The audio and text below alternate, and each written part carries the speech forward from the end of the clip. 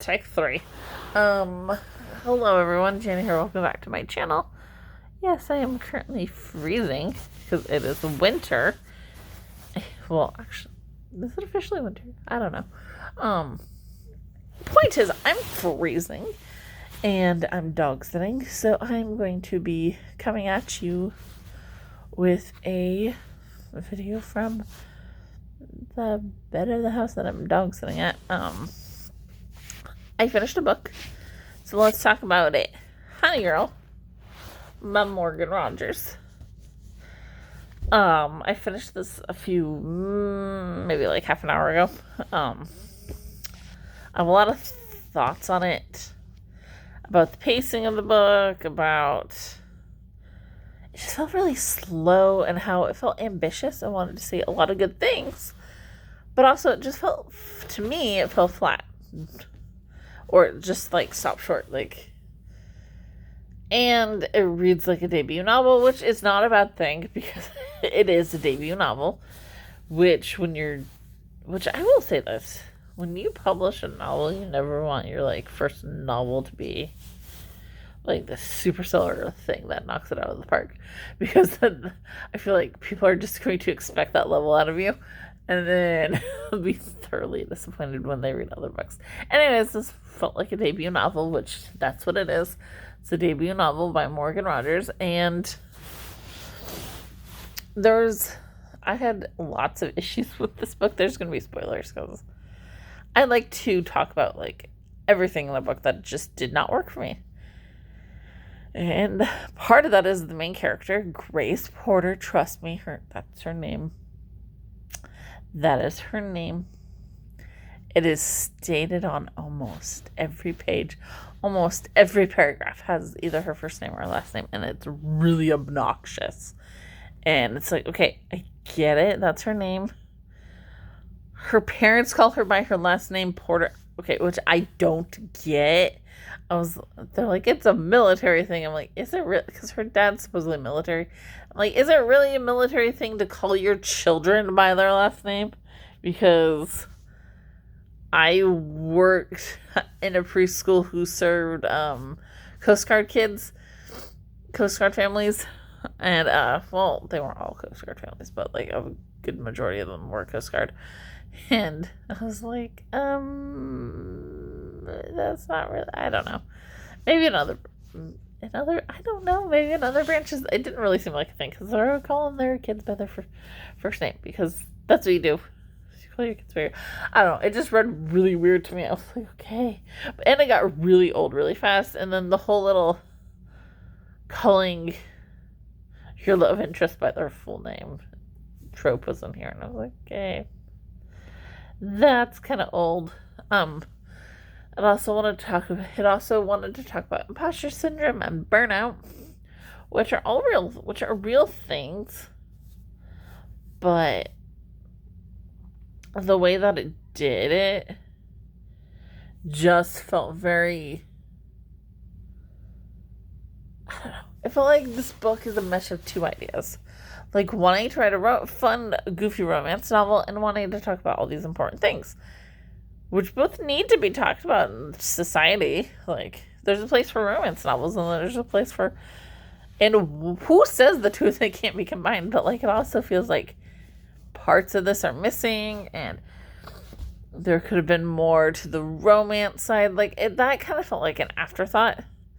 And maybe it was just added in there because they're like, maybe make them have a love interest to make Gracie more interesting. And I don't know. Yuki which is Grace's wife, they get married in a drunken one night in Vegas, is also very one-dimensional. She literally has no growth. She feels like just a prop the entire time. Like, we do see Grace kind of growing from... we do see Grace growing as a character. Also, I do want to touch about the fact that this book has some depictions of self-harm. Just like if you're going into it, not anything major. It's not anything major like cutting, but like she scratches herself and she gets really worked up and anxious. Just in case you're a little weird, because I was like taken aback by it a little bit. I was like, oh, okay. Okay, we're going that. Like that. Okay. But, I don't know. Yuki was very one-dimensional. She literally is not expected to give up anything, to compromises to make this relationship work. Grace is expected to move to New York, which really, that got on my nerves a little bit. I was like, this isn't cute or romantic. Like, yeah, I mean, like, not that it has to be, but like, I'm like, this relationship isn't, like, Grace is searching for her meaning after getting her PhD in astronomy, which is a major accomplishment in and of itself, especially like being a woman in a field of science, particular a woman of color, because there's all sorts of barriers. I went to a lot of when I was a kid, they were trying to get more women interested in science, and I went to a couple of science camps, and there were not a lot of girls there. Like, it was very girl oriented summer camps, because even, yeah, I was a kid. I grew up in the 90s and early 2000s, and they were even then, because now they have STEM programs and STEM programs for women and girls and girls of color, and all these programs which were, they were even trying to get girls interested back then, so it goes even further than now, because if you think now that they're pushing STEM a lot on girls, they were trying to get girls interested in STEM careers even when I was a kid, which my age is very similar to the main protagonist, just in case you're curious. And so, she has all these feelings, which are very valid feelings, especially like if you're in a field that's not as diverse and you're in the bottom half of that diversity in the field. My own field needs more diversity in it. I'm in childcare. There's not particularly a lot of men in the field. Just because there's a lot of stigma against guys working in childcare, and which honestly I both get and don't get at the same time. Because I will say there are a lot of poor women who work in this field who aren't the best. Yet when the guys do work in this field, they are amazing and stellar. We need more guys in this field. Anyways, tangent done. Yeah, again, her wife isn't expected to give up anything and is expected to keep living her life in New York. And what I would have liked if both of them were like, hey, let's pick a place on the map and go live there and try to make her way in the world. Like, especially if you're in a high profile career with a PhD, yeah, I can see, like,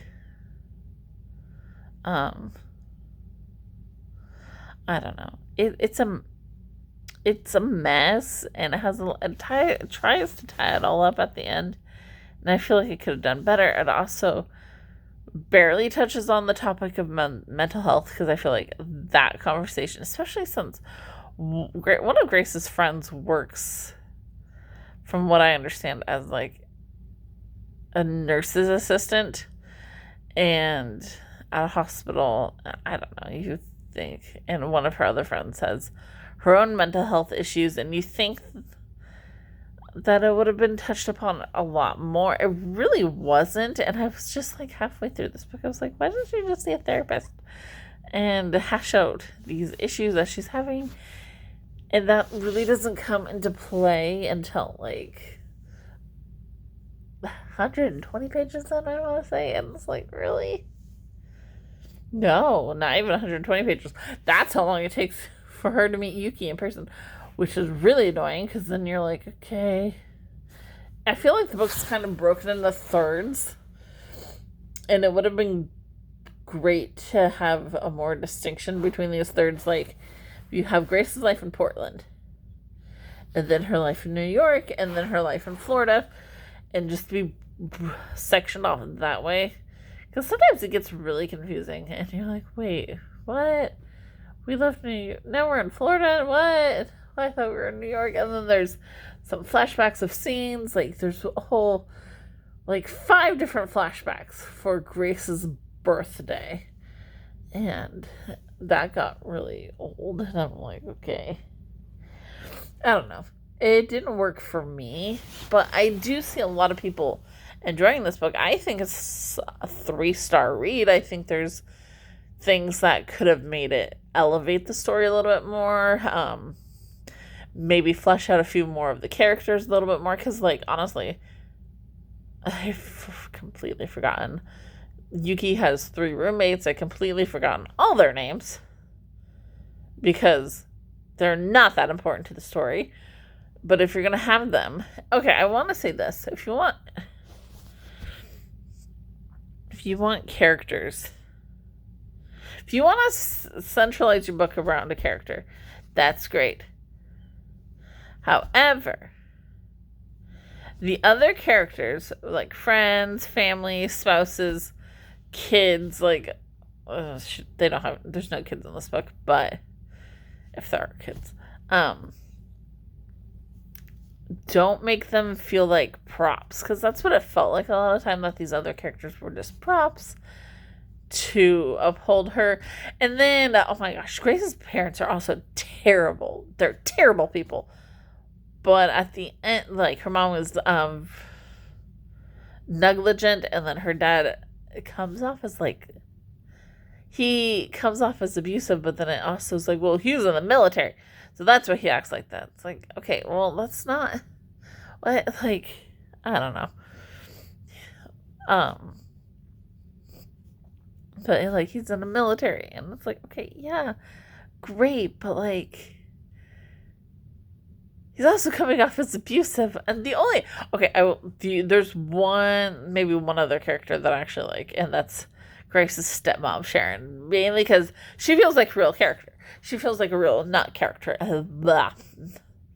like, she feels like a real person. Everyone else feels like a prop. They're to prop up Grace and be like, oh, we love you. We forgive you. Of course we're going to forgive you. Of course we love you. There's also a lot of repetitiveness in this book. There's probably a lot of repetitiveness in this review. But, like, the terms like Honey Girl said a lot, which I know is the name of the book. You don't need to have the name of your book, like, 5... said 20 times throughout the book. Okay. That Stargirl, yeah, we know she's into astronomy. Great.